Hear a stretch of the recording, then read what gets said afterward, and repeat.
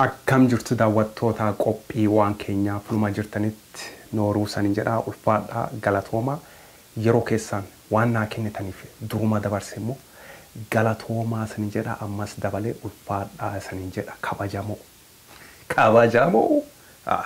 fagoon deemine obboleessoo. Anyways akkam jirtu daawwattoota qophii waan keenyaa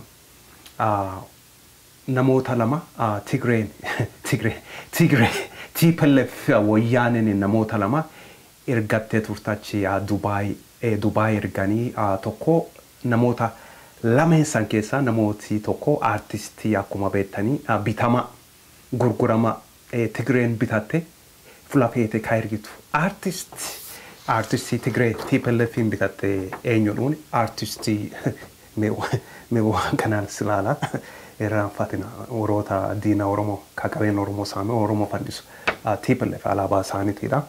Artistiin isaanii Qamari Yusuf artistiin Tigreen ergaa Tigreeti ka deemu messaging jiru akkuma duraan jedhe suni dhaamsa Tigreetiin ka deemu Qamari Yusuf eessa deemti ishiin suni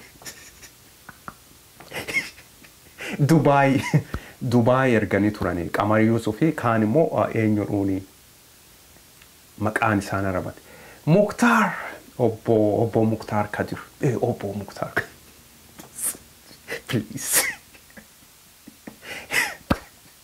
Mukhtar Kadir fi artistii Tigree sanii Qamari Yusuf wal qabatanii eessa deemu Dubai erganii gooftaa qaban marisaan nama isaan ergatee jiraadha isaan kana beekuu isaan feesisaa Oromoo jaran Qamari Yusuf Mukhtar Kadir Dubai wal qabatanii deeman abbaan saayifaan erganii maal jedhu achi Oromoo achi jiran namoota achi jiran Oromoo fi sabaa tooma achi jiran waan misooma invest qabeenya keessanii invest godhaa gara biyyaatti koottaa mana bitadhaa lafa bitadhaa eega lafa bitadhaa achiin Oromoo lafirraa kaasisanii asuma deebi'anii Oromoo immoo ka biyya abbaa jiru kana biyya alaa jiran ka Dubai jiran sunitti lafuma Oromoo lafi suniyyuu ka eenyuti kana of gaafachuu feessa bare jaran lafi namooti lafa bitattanii Tigree irraati deemtanii lafa bitattanii lafi suni ka eenyuti jedha of gaafadha lafi suni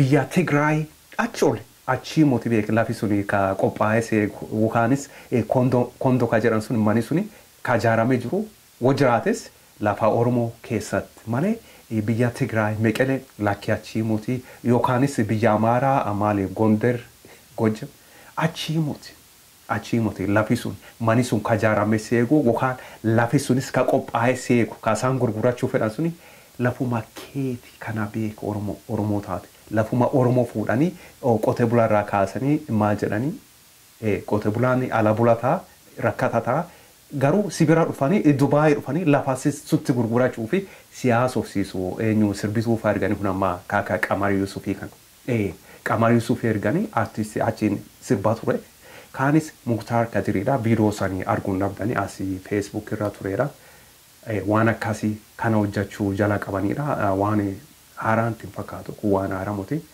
Qamari Yusuf artist Qamari Yusuf ergamtuu Tigree bitamtuu sanii fi bitama Tigree Mukhtar Kadir hangoon inni qabu hangoo akkamiitiin beektu hangoo sobaasan maal qaba hangoon isaa sun maal jedhuun Oromia region naannoo Oromia president please president Oromiyaati jedhuun wama harkaan qabuudha hangoo waan tokko harkaan qabu Mukhtar Kadir hangoo maatu harkaan qabu ergamtuudha nama erga namaa deemunni garuu gaafii tokko qaba haga yoomiti Mukhtar Kadir yookaanis Qamari Yusuf haga yoomii erga Tigreetii deemanii jari kun isaan qofaa muti nama baay'ee jiruudha erga ka Tigreetii deeman abbaa saayitii ka erga deemanii warroota Tigreetii ka erga deeman nama baay'ee jiranii Mukhtar Kadiris jira artistii Qamari Yusufinis jira isaan qofaa muti hin jiru ani waan Oromoo namoota Oromoo kataan irraati haasa'u jira malee qophiin kuni waan keenyadha waan Oromoo irraati haasa'u jira malee Injiru gosa Amara keessas jira, Anyuwaaki jira, Affaari jira, Soomali jira. Hundumtuu jiruudha. Ka isaanitti ergaa ka deeman. an garuu waan keenya. Maqaan ishoo kun waan keenyarraa waan Oromoo walitti qabatu waan keenyarraati haasa'u jira. Orooti immoo nu Oromoodha jedhan. Muktaar Kadiriin isaan Oromoo jira. Qamar Yusufis Oromoodha isaan Oromoodha. An Oromoon asii waan Oromoo naan jette ani fudhadhaa malee an namaan hin morku beeku. Ati maaliif jettee an Orommaa ati namichi tokko Oromoo yookaan Oromtittiin tokko Oromoo jettee an namaan hin morkuudha. No an san keessaan seenu. Maaliif jettanii Oromummaa waan namni tokko namaa kennee Woka guyyaa fedhe sii kenne guyyaa sitaare siraa fudhatu. Guyyaa waan inni fedhu hojjette sii kennu Oromummaa kakee sabboona keenyaa siin jedha. Garuu waan isaa tuqu wokaastee waasoftee aarettiin Oromummaa siraa fudhatu. Akkan ilaalutti Oromummaan kan namni namaa kenne namni irraa fudhatu uummata. Kanaaf isaan Oromoo jedhanidha. Akka Oromootti fudhadheedha. Kanaaf waan isaan irraati amma haasa'u jira. Artist Qamar Yusuf. Artist Qamar Yusuf daawwachuu jiraatti. Muktaar Kadir daawwachuu to jiraatan haga yoomii ammas deebee jedha. Haga yoomii ergaa Tigreetii deemtan isaniin jedha.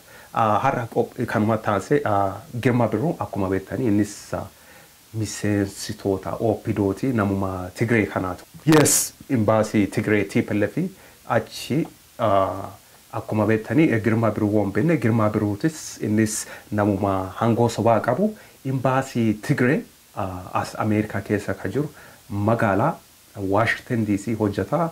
I think maybe hoggaa 10 ol achi hojjechuun dhabuudha. Girma Birruu kuni akkuma duraan jedhe miseensota OPDOoti TPLFiti hojjeta. OPDO kajaare TPLF Tigreetti jaaree isaanii Tigreetti hojjetu ergaa Tigreetti deemanii jechuudha. Girma Birruutis ergaa deemaa jechuudha TPLFiti imbaasii as taa'ee hojjeta. Anyways Girma Birruu akka artikiliin kun ka duraan jecha ture artikilii tokko jira. Akka artikiliin kun jedhutti artikilii A Letter to Prime Minister Hailemariam Desalegn kan keessa Girma Birruu is number 8 dha. Artikilii kan walaa dhufeetanii number 8 irra jira listii tokkooti haga 13 jira namoota duroomanii miileenii hedduu ka qabanis bileenii illee kataanis jiru. Girma Birruu miileenii $300 dureessa ta'edha. Girma Birruu kunis $300 miileenii $300 qabaa jedha. Girma Birruu I think he's from Hambo or Ndogongorre nama Hambooti dhalootanii. Garuu maal gootare kuno Tigreetti hojjeta abbaa Tsaayitiiti ajajama nama bitameedha jechuunis maal jennaan karaan biraan jiruudha. Imbaasii Tigree hojjeta asii Washington DC innis isaaniiti hajajamaa jechuudha. Tigreetti hajajama abbaa Tsaayiti. Anyways akka artikiliin kun jedhutti innis $300 miileenii $300 duroomeedha qabaadha. Ka duraatis akkuma beektanii AZMS finis viidiyoo duraa keessatti maxxansee ture. Viidiyoon kun ka Girma Birruu taadha. Girma Birruu $300 million qabaa jedha. Kana wal barsiifachuudha. Wallaalaa fi barsiifatanii waan beeknu wal barsiifannaa. Anis akkuma duraan jedhe viidiyoo biraa keessatti akka jedhe. Ani barataadhas barsiisas waan beeknu wal barsiifannaa. Wallaalas barsiifannaa hin gorfannaa. Wallaalaa fi hin barsiifatanii jedhanidha. Girma Birruu $300 million qabaa jedha. Garuu Girma Birruu kuni qabeenya kana miiliyoonii $300 kana eessatti argatee otoo Girma Birruu kuni biyya Tigraay Meqelee otoo jiraate miiliyoonii $300 kana argachuu hin danda'u jennee wal gaafanne akka nama tokkottanii Girma Birruu otoo biyya Tigraay jiraate namachi jiraatu otoo ta'eeti miiliyoonii $300 kana horachuu there's no way horachuu hin danda'u jedha. Kuni yaada kiyyaadha. Yaada nama tokkooti. Guutuu walaaluu feetan artikilii kana asii gaditti isanii maxxanseedha. Girma Birruu number 8 dha. Listii walaaluu feetanii akka artikiliin kun jedhutti Girma Birruu $300 miiliyoonii $300 qabaa jedha. Estimate net worth Girma Birruu net worth $300 million. Galatoomaa qophiiwwan keenya karaa kana fakkaata yeroo biraa tagaa walagaroo nagaatti sanin jedha. Bye bye.